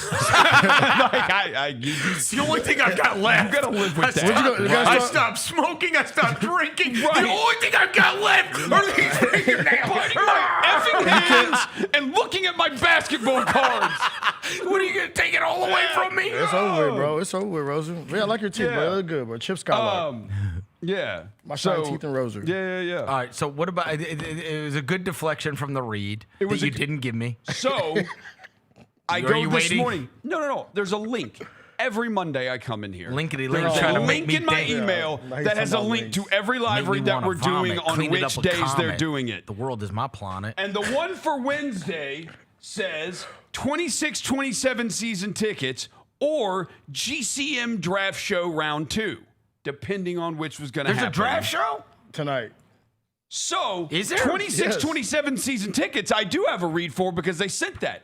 But where is that? How come it's not in front of me? Because we're not doing that because we are doing the draft show tonight. That's happening. Well, that's going on tonight. Thank God for the promo because I didn't know. And there is no link to the draft read. So you're blaming the people downstairs? Yes. Who are we blaming? White Darnell? White Darnell? Is he getting the blame? I don't want to blame. I don't want to say people's Wow. first names. I don't want to call them out like that on the air. But they know who they are. Is his name Ron with Snarnell? They am not saying any of that. They know who they are. Is he the master of know the who Excel? You are. Is you he know who you are. Is he the master of the Excel spreadsheet? I'm not giving away. I'm not giving nicknames or anything. Okay. But you know who you are. But yeah, tonight, 7:00, Jessica, Fish, Lang, and Bennett will be back here. Look at how they use the best picture of all three of those. Every time they put us on something, we look like idiots. Yeah. We really do. Where do they even find these glamour shots? Well, I mean, because we take pictures like that. He took those. It's because we take pictures like that. Yeah, that's fair. We don't. We have no serious photos. We gotta take new photos, bro. Because I still got them skinny jeans on. Huh? I still got them skinny jeans on our photo. Yeah. I haven't worn skinny jeans. Actually, my girlfriend got on my ass about that photo. I don't blame her. She said, "What? Nut smugglers? Yeah, exactly. You're That's wearing exactly nut what she said. smugglers. She was like, "You got skinny jeans on?" I Yeah, said, you know what that is? That's it. That's your low T era. That's crazy. That's crazy. That's crazy. It's your low T. He pushed it to the side, bro. That's crazy as hell. Your low T. Your low T. Those are your low T. Low era. T is crazy. Hey, That's my low T. Hey, low T. Look, bro. Now you can't find me in a pair of skinny jeans now, boy. Yeah. They'll come back too. Just wait. Nah, just I like my they'll nuts to wait. breathe. It all comes back around. But I like my nuts to breathe, bro. There's gonna be somebody into fashion Yeah, who becomes an influencer. or you could be like me, where I and- put mine on the other night, and they weren't supposed to be skinny jeans. I said, "Oh shit, Eat too much, boy. I said, big Big back. back. Hey. I said, "Oh man, I ate too much at the Opryland Hotel." Yeah. Hey, speaking of Opryland Hotel, who ate the most pizza last night? Me. Oh, it's not even close. I crushed Big it. back titty. I crushed it. I crushed it. Seriously. Bennett was crushing it too. Look, I he had to throw somebody else in there. Don't be bring finished. Bennett. You been dipping in that butter garlic. No. You're savage, I bro. saw Bennett and I go, yeah, bro, you ain't got nothing on this. Just watch me. Yeah. Watch me whip. A source told me you went back up there after the draft party when I got some more food. Yes, he took it home. No, I didn't. He keeps lying about this. We got done here, Devin. You had to stay on the air. All right, we went in there. Chris ate 2 extra pieces, and I Wow. said, you're not going to be the only one eating 2 extra slices. I'm going to eat 2 extra slices. I did eat some late night pizza. I can't. I don't know. I if he ate did the because crust. I didn't know who Karim Lopez was. Yeah. It's bad right here. I said, I'm going to eat this pizza. Watch some Mexican basketball highlights. That's crazy. This man said, I'm going to watch NBA highlights and eat some pizza. Bennett has said he ate 6. 6 pizzas. I ate 7. Y'all are wild. 6, 7. 6? Yeah, All right. I ate Look, 7. tonight, the Grizzlies have already told everybody that, like, hey, we don't really want to pick 32 in case you want it. So this is going to be interesting. Like, we'll see if the Grizzlies do select a player in the second round of the draft. Obviously, they have had success in the past drafting guys in the best, but they clearly sent out the bat signal because that was crazy. This morning, Shams comes out and says, like, hey, the Knicks 31 is available. The Grizzlies 32 is available. And so that's like the use it as an asset kind of thing because it stands to reason that there are probably right now, there are guys certainly that are on that board that they're, and again, you only have to have a couple teams that somebody covets, right? Because there's a bunch of guys that dropped. So it would not be shocking at all if somebody out there loves Henry Vassar from North Carolina or Isaiah Evans from Duke or Malik Thomas from Arkansas or, I mean, there's a bunch of guys, right, that are still available in the second round of the draft. And you know that the Knicks pick is available and evidently the Grizzlies pick is available. So who knows what all could take place tonight. Obviously, a lot did not go on in terms of reshaping the roster last night. And we talked about how you have this offseason, you kind of have the draft and you have free agency. So it's going to be interesting to see the way it plays out tonight and how much the roster is reshaped. Because, I mean, they've got a lot of players under contract right now, right? And they've got an uneven roster. And you have this, and you have trades, and you have free agency in order to remake your roster and to even it out, to make it more balanced, because this is a wildly unbalanced roster. And you've got to decide who you're rolling with and who you're not, right? Going forward. Like, are you... When you just drafted a starting power forward and you've got Santi Aldama and you've got Gigi Jackson and you've got Omax Prosper, like, somebody's not playing, bro, right? When you've got, Jalen Wells and Kadavius Caldwell-Pope at 3 and you want to get some competition in there for that spot, when you've got Cedric, like, the only things that are kind of locked up are center, shooting guard, and power forward right now, right? And then you got all these point guards, and it's like, all right, which one of those is going to emerge? I know that there's a lot of people that have given up on Walter Clayton, but I mean, he was the 18th pick in the draft a year ago, and that ended up being a really good draft. And I know he did not show much in his, but like, that was a ridiculous situation. We traded Jaren Jackson Jr. He came here to a team that is quested with losing every night. You know what I mean? And you're playing with who knows who. And again, do I wish he would have showed more? Of course. I wish he would have showed more. But I also know that we're a year removed from him. A lot of these people that everybody got excited about in the draft, Walter Clayton was busting their ass a year ago in college, right? And so, again, I don't know whether or not, but you've got him and you've got Ty Jerome, you got Scottie Pippen Jr., and you got Cam Spencer. And it's like, okay, these are all kind of like ball in their hands, smaller guards. And so, like, you just got to do some evening out with the roster. Zach talked about that yesterday in the press presser. Yeah. Because I think someone asked him about why didn't he pick why didn't they go get a guard with that 16th pick? Right. And I think he mentioned, like, they believe in the guard room they have right now. Like, they believe in, like you said, like, a lot of young guys. Yeah.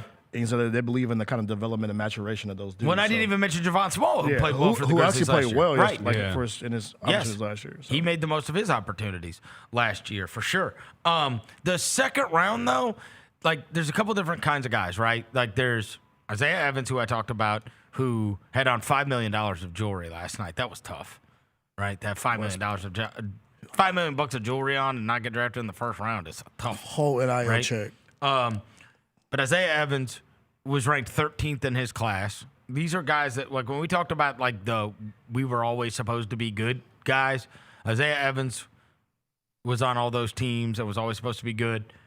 Malik Thomas was 13th in his class. And again, the reason I'm mentioning this, because these are really strong high school classes. And they played against all these guys, and this is where they were ranked amongst their peers. Dylan Mitchell is the one I keep bringing up, who was 8th. He was a top 10 high school player, but it was 2018, 100 years ago. But the kid that played at St. John's, who's kind of Herb Jonesy and long and athletic and whatever, doesn't really shoot. Maybe you could teach him how to shoot. Brazil from Arkansas, mega athlete, long and athletic. And then on my dogs list, I had Ryan Conwell from Louisville. And then there's a super tall white guy that I've told you guys before, where he falls into the class of, I only do one thing, but I'm absolutely awesome at it. And it's that Tyler Bilodeau from UCLA. Yeah. And he just shoots. Like, he shoots an immense amount of threes, and he shot 46% from 3. He's supposed to go at the end of the second round. And it's like, you've just seen so many of these guys, whether it's the Baylor Shiremans, the Dean Wades, the Sam Merrills, if you can't really shoot that well, like, they'll find a spot for you where you can at least stretch the floor for 10 minutes, right? And they can hide you. Yes. Yeah. Because you can come in and look at Luke Kennard. Luke Kennard's about to have a 15-year career of shooting, right? Like, I mean, so he's one to keep an eye out for. And the one I just keep coming back to, and again, he might end up not being good. I'm not telling you he's going to be good. I am so intrigued by these guys that end up being mega accomplished, but then just do not, like, for whatever reason. And that Jaden Bradley from Arizona, they were 36-3. Most people thought they were the best team in the country. And he played in a conference that had Kingston Flemings and A.J. DeBonsta and Darren Peterson and all those guys. And he won Conference Player of the Year. And then they had a conference tournament. And he played with A.J. DeMonsta and Darren Peterson and Kingston Flemings and all those guys. And he won the conference tournament MVP. And it's like, I read everything about him, and it's like he's too short. He doesn't do this. He doesn't do that. He doesn't do this. He's got his limitations. If he could do this, maybe he could find his way on an NBA team and whatever else. And I'm like, I mean, it's just what I keep coming back to when I talk to you guys about this. Then why does he have all these trophies? Why? How? You know what I mean? How does he keep winning? Like, they vote for who the best player is, and he wins it. Yeah. And he's on, like, I mean, Burry's got drafted, Kobe got drafted. I mean, I'm not telling you that he's going to translate to the NBA. He may just be a limited guy that good college player, not an NBA player. That happens. I'm just saying he strikes me as one of those guys that is the perfect candidate for you look back and be like, well, surprise, surprise. This guy figured out how to be good. Yeah. And again, maybe that is the Jalen Brunson thing that's getting to me, where it's like, what do I need to do? Yeah. You know what I mean? I played in a conference with 44 NBA players, and I won Player of the Year. I played in the conference tournament, won Player of the Year. I had the ball in my hands, and we were 36-3. Like, what? Yeah. If I'm all these things you say I am, why don't I suck? Like, instead, I keep winning. Yeah. Everything. No. It's like, I just don't get it. It's just bizarre to me. He is the bizarre one to me. Because he'll probably go like halfway down. And again, I'm not telling you he's going to be good. I flagged him as a guy. Because the other two they're gone already. I've seen it. Tariq Reed and Zuby. Somebody's brought up the name Aaron Nakamura. Yeah, Tennessee State. Because Penny probably coached him. Jake Fisher tweeted out that if the Grizzlies do stay at 32, that's a name to watch. I think Penny coached him. Well, you Penny know, Wells. He led the country, I believe, in steals. Okay. It was like, it's some crazy it's like 2.8 a game or something. Yeah. I got his numbers right here. Hold on. I think that's what it was. Yeah, he averaged 2.8. Damn. 2.8 steals. I mean, it's like, it's a lot. It's hard to do. That's also almost 3, bro. Very good. Yeah, great job, Mr. Matt. He's coming along. There you go, bro. It's almost 3, cuz. 2.8. That's almost 3. Actually, he was second, bro, by the way. Damn. So you want to make jokes and shit. He was second in steals to Javonte Campbell. Where did he play? Bowling Green. Oh, Falcon. no. How about that? Yeah, so hey, that's the name they brought up. Aaron. Yeah. Aaron. You're not even trying. Ian, that's my dog. That's what Jake Fisher tweeted that earlier today. He said, if they stay at 32 and don't move it, that's a name to watch. Then I got to go find Tennessee State film. Yeah. And then I got to watch Grizzlies fans being like, ooh, we got one here. And then it's like a mixtape of him just stealing the ball from people. Hey, I'm with it, bro. Like, can he shoot? That's what I had to do with the Karim Lopez thing. I was like, it looks cool. Hold on, you saying Tennessee State was one of the best teams in the country. The funniest was, you know who loves it? Is my old co-host Kevin O'Connor. Oh yeah. Oh, he loves it. But I could have done without Aaron Gordon without athleticism. I was like, what is Aaron you know Gordon? what that is, right? Not good. Yeah, when I saw that, I was like, why did you have to do what that, is bro? Aaron Gordon without the athleticism? Like he work at Kinko's. Yeah, like that is the point of Aaron Gordon. Is the athleticism. Oh, he definitely sells you weed. That dude is a cheat. Yeah. He He loves work at his day job is Home Depot, Denver, and he smells weed on the side. Aaron Gordon out athleticism. He was so happy when he got traded to the Nuggets, and it has nothing to do with playing with Jokic. Yeah, He built that big warehouse. Yeah. Bro, I don't like that comp. Yeah, but tell KOC to get it together, bro. But KOC loves him, and you know what? There are other guys that really like. He was projected by some people to go like as a lottery guy. Yeah. And hey, can you do this? Just one last thing before we go. Who else has been in the NBL that came out? Is that the Dysons? Daniels? Dyson Daniels was, right? Yeah, he played for the Breakers. Wasn't Dyson Daniels? And then who else? Who else has been? LaMelo, Josh Josh Giddey, Alex Sarr, Joe Ingles, RJ Hampton, Jock Landale, Duarte Reith, Luke Travers. Ryan Rupert. Ryan Rupert. Who else we got? Yeah, I think that's the list stops right there. Tyler Johnson. Bumpy Johnson from Miami? Yeah, that dude. Shout out to him. Those are NBA guys? Usman Jane, Thunder guy. Jock Landell was there. Huh? Yeah. Did you say Jingles? Yeah, I said Jingles. Yeah, Jingles. Yeah, Patty Mills. So there's some hits. Yeah. Didi Louisa. You heard of him? Louisa. He got drafted by the Hawks. Uh-huh. Yeah, so that's what I mean. There's He a couple didn't take- NBL guys in there. I guess the most recent was Daniels. Steven Jackson. Is that right? Yeah. Yeah. Is the most recent Dyson Daniels? I think so. Yeah. Let me see. I'm double check. Of those I got guys? this right here. Josh Giddey. That's Giddey. Oh, yeah. Josh Giddey was what? 3 years ago? Yeah. Yeah. 4 years ago? No, yeah, 4 or 5 now. Yeah. So Josh All Giddey, right. that's 2 good players. There's a bunch of good players left in this one, and there's a bunch of older players left in this one. So second round should be fun. Who knows if the Grizzlies select 32 or if they select it all in tonight, or if they make some trades Well, it might and be the remake night. this because they're certainly It may be loaded tonight, up. It might be the night. Might be the Vernon. night. Our point guard's on a paddle boat at Shelby Farms. He is. Yeah. What? He's on a Yeah, paddle he boat at Shelby posted it. Farms. He's out at the Shelby Farms, you know, where you can get on the paddle boats. Ja Morant is Yes. on paddle boats. Yes. At Shelby Farms, yes, bro. Yeah. What does that mean? He's in the city. He's lurking. Means he's in the city. He's like lurking around the What? city. Is he really on a paddle boat? Yes, bro. He posted that? Yes, Yeah, this- he's probably not there now. You don't I mean, he post was that. there. Yeah, He he was was there this earlier. morning. 'Cause What if there's- he still is? No, people are gonna. People would show swarm, up. yeah. He People probably would did it swarm after he him. got back to can't the do crib. that. He can't do that. You got to. I mean, yesterday he posted the bridge right before the draft. Come paddle with He me. was on the river. Have you ever done it? Yeah, paddle boat. I did it at That's not at Shelby Farms, but I used to do it at remember Union Station in St. Louis? Yeah. Yeah. You could paddle boat out there. I'm not. That's too much arm work. No, you could What? paddle That's with your feet. Yeah, you paddle with your feet, bro. I thought they do a It's little. like a bicycle. That's more like rowing. Yeah, you're Like, talking that's about more rowing. You're talking rowing. about that's a canoe. Yeah, Oh, bro. I We're thought not. he was Yeah, doing. we ain't a Winklevoss twin. Yeah, they said 12. Hey, Rowing. 12's lurking in the city though, bro. Wow. Yeah, He's he's around. outside. What? What did I say? All right, let's get out of bro, here. let's go, bro. Hey, tomorrow, I think we're gonna have Cam Boozer and Karim Lopez on.